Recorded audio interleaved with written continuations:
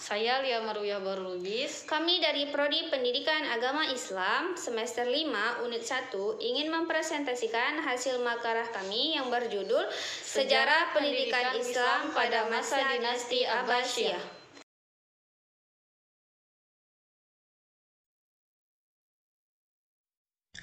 Baik, di sini saya akan menjelaskan tentang sejarah berdirinya dinasti Abbasiyah.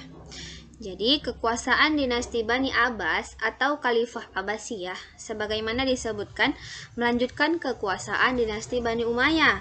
Dinamakan Khalifah Abbasiyah karena para pendiri dan penguasa dinasti ini adalah keturunan Al-Abbas, yaitu pamannya Nabi Muhammad SAW.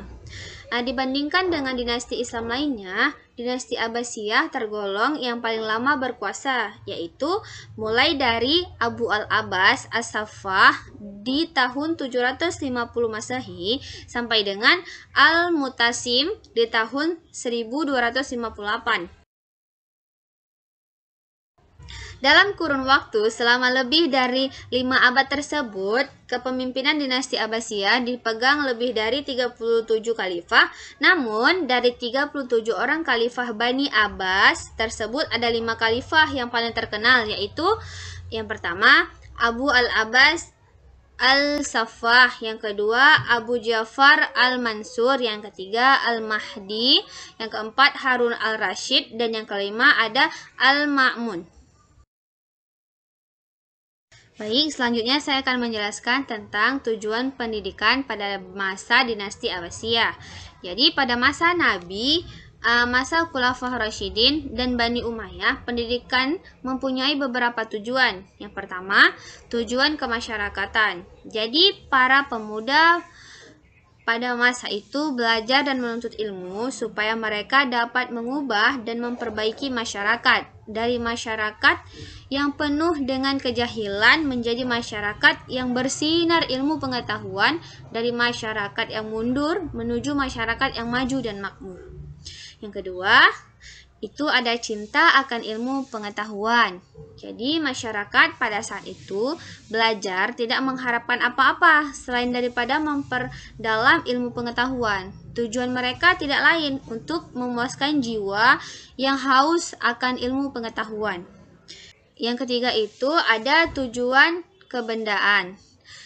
Pada masa itu mereka menuntut ilmu supaya mendapatkan penghidupan yang layak dan pangkat yang tinggi, bahkan kalau memungkinkan mendapat kemegahan dan kekuasaan di dunia ini sebagaimana tujuannya sebagai orang pada masa sekarang ini. Baik, selanjutnya akan dilanjutkan oleh teman saya Lia Maruyah BR Lubis. Selanjutnya saya akan membahas tentang lembaga-lembaga pendidikan pada masa dinasti Abbasiyah. Jadi lembaga pendidikan pada masa dinasti Abbasiyah ini diantaranya masjid, kutab, al-ba'diyah, istana, perpustakaan, dan al-bimaristan. Jadi pada zaman dinasti Abbasiyah ini telah berkembang pula lembaga pendidikan berupa toko buku, rumah para ulama, sanggar sastra, madrasah, dan perpustakaan, serta observatorium, al-ribat, dan az-zawiyah. Jadi kita akan membahas tentang al-hawanid, al-waraqin, atau biasa kita sebut dengan toko buku. Sebagaimana telah dikemukakan di atas, bahwa pada zaman Abbasiyah merupakan puncak kejayaan Islam dalam bidang ilmu pengetahuan, kebudayaan, dan peradaban. Kemajuan dalam bidang ilmu pengetahuan tersebut mendorong lahirnya para pengarang, dan lahirnya para pengarang mendorong lahirnya industri perbukuan, dan industri perbukuan mendorong lahirnya toko-toko buku. Selanjutnya ada rumah-rumah para ulama, atau kita bisa sebut dengan ahli ilmu pengetahuan. Jadi walaupun sebelumnya rumah bukanlah merupakan tempat yang baik untuk tempat memberikan pelajaran, namun pada zaman kejayaan perkembangan ilmu pengetahuan dan kebudayaan Islam, banyak juga rumah-rumah para ulama dan para ahli ilmu pengetahuan menjadi tempat belajar dan pengembangan ilmu pengetahuan. Selanjutnya ada al-salun al-a'dabiyah, atau biasa kita sebut dengan sanggar sastra. Jadi Ausolun al-Adabiyah ini atau sanggar sastra mulai tumbuh sederhana pada masa pemerintahan Bani Umayyah, kemudian berkembang pesat pada zaman Abbasiyah dan merupakan perkembangan lebih lanjut dari perkumpulan yang ada pada zaman Khulafaur Rasyidin. Selanjutnya ada madrasah. Jadi secara harfiah, madrasah berarti tempat belajar. Adapun dalam pengertian yang lazim, madrasah adalah lembaga pendidikan tingkat dasar dan menengah yang mengajarkan ilmu agama dan ilmu lainnya dengan menggunakan sistem klasikal. Selanjutnya ada perpustakaan dan observatorium. Jadi dalam rangka mengembangkan ilmu pengetahuan yang terjadi di zaman Abbasiyah, maka didirikan pula perpustakaan, observatorium, serta tempat penelitian dan kajian ilmiah lainnya. Selanjutnya ada al-ribat. Jadi secara harfiah, al-ribat berarti ikatan yang mudah dibuka. Sedangkan dalam arti yang umum, al-ribat adalah tempat untuk melakukan latihan, bimbingan, dan pengajaran bagi calon sufi. Selanjutnya ada az-zawiyah. Jadi az-zawiyah ini secara harfiah berarti sayap.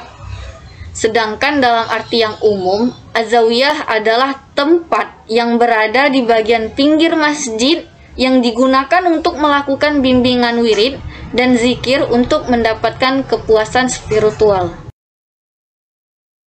Selanjutnya, saya akan membahas tentang perkembangan ilmu pengetahuan pada masa dinasti Abbasiyah. Jadi dinasti Abbasiyah ini merupakan salah satu dinasti Islam yang sangat peduli dalam upaya pengembangan ilmu pengetahuan. Jadi upaya ini mendapat tanggapan yang sangat baik dari para ilmuwan, sebab pemerintahan dinasti Abbasiyah telah menyiapkan segalanya untuk kepentingan tersebut. Di antaranya, fasilitas yang diberikan adalah pembangunan pusat-pusat riset dan terjemah, seperti Baitul Hikmah, Majelis Munazarah, dan pusat-pusat studi lainnya. Jadi di antara bidang-bidang ilmu pengetahuan umum yang berkembang antara lain ada filsafat, ilmu kedokteran, ilmu kimia, ilmu hisab, sejarah, ilmu bumi atau biasa kita sebut dengan geografi, dan astronomi. Selain ilmu pengetahuan umum, dinasti Abbasiyah juga memperhatikan pengembangan ilmu pengetahuan keagamaan. Antara lain ada ilmu hadis, ilmu tafsir, ilmu fikih, dan ilmu tasawuf.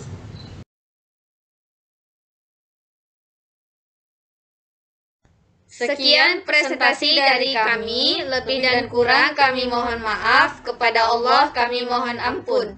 Billahi taufik wal hidayah, wassalamualaikum warahmatullahi wabarakatuh.